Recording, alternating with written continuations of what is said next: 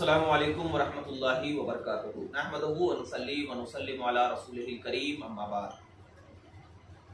एक साथ अगर कई लोगों का इंतकाल हो गया हो और कई जनाजे एक साथ आए हों तो उस जनाजे को किस तरीके से पढ़ें, यानी 1, 5, 10, 15 लोग जनाजे शामिल हैं एक ही इसमें, तो उस जनाजे को पढ़ने का क्या तरीका है। तो इसमें फुक़हा ने 2 तरीका बयान किया। एक ये है कि अफजल तरीका ये है कि सबको अलग अलग नमाज पढ़ी जाए, अलग अलग जनाजा पढ़ जाए, ये अफजल तरीका है। यानी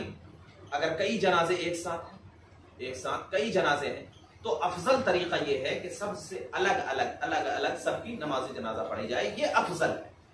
और उनमें से सबसे पहले ऐसे शख्स की नमाज जनाजा पढ़ी जाए जो मुत्तकी और परहेजगार हो, फिर उसके बाद यानी रुतबे के एतबार से, यानी दुनिया में जिसका रुतबा जाहिरी तौर पर नजर आ रहा हो तो उस एतबार से क्या है, उसकी नमाज जनाजा पढ़ी जाए। लेकिन क्या है, दूसरी सूरत यह भी है कि एक साथ सबको इकट्ठा कर दिया जाए और इमाम जो है वो ऐसे शख्स के सामने खड़ा हो जाए जो जाहिरी तौर पर उन तमाम में सबसे ज्यादा अफजल हो और फिर उसकी नमाज जनाजा पढ़ी जाए। अब इस सूरत में उलमा फरमाते हैं कि अब जनाजा जो रखा जाएगा तो उसके रखने की सूरत क्या है, तो इसकी 2 सूरत बयान की गई। एक ये कि एक तो ये है कि जैसे कि इमाम ने ऐसा हाथ बांधा तो इमाम के सामने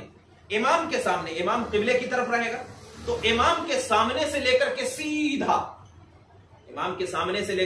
सीधा यानी इमाम के सामने पहले फिर दूसरा यानी इस तरीके से सीधा, और इमाम के सामने ऐसे शख्स को रखे जो शख्स के ज्यादा क्या हो, तकवे वाला हो, मुत्तकी हो, परहेजगार हो। ये एक सूरत फुक़हा ने बताया। दूसरी सूरत यह है कि जिस तरह सब ठहरी हुई है, सब यानी एक सूरत तो मैंने बताया कि शिमाल और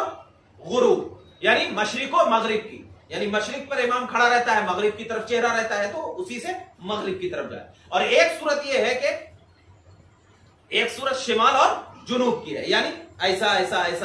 जैसे सब बनी हुई है, और इमाम ऐसे शख्स के सामने खड़ा हो जो शख्स के क्या है मतलब ज्यादा मुत्तकी और परहेजगार। अब इसके दुआ पढ़ने के हवाले से, अब इसमें तो अगर क्या है पूरे मर्द हैं और बालिग हैं तो बालिग की दुआ पढ़ी जाएगी, और अगर मर्द औरत मिले हुए हैं, बच्चे भी हैं, मर्द औरत मिले हुए हैं और बच्चे भी हैं, तो इसमें उलमा फरमाते हैं कि उसमें अगर कई बच्चे हैं, मर्द औरत मिले हुए हैं और कई बच्चे भी हैं, तो उसमें हु ज़मीर के बजाय हुम ज़मीर इस्तेमाल करें,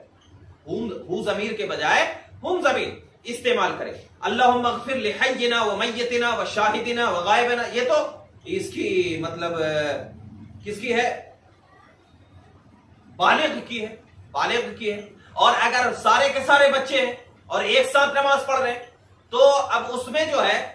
फरतम लना जो है लहू का जो इस्तेमाल है, अल्लाहुम्मा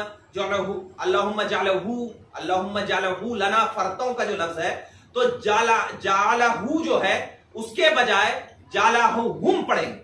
यानी हु की जगह हुम पढ़ेंगे, और अगर 2 है तो हुमा पढ़ेंगे। यानी जहां पर हु ज़मीर एक के लिए आती है तो वहां पर क्या है, हु ज़मीर एक के लिए नहीं बल्कि क्या है, अगर 2 के लिए है तो हुमा है और अगर कई के लिए तो हुम है, ये ज़मीर पढ़ेंगे। लेकिन अगर बच्चे हैं, औरत हैं, मर्द हैं, बच्चे हैं, तो अब उसमें सिर्फ और सिर्फ मर्द की दुआ पढ़ लेंगे तो बस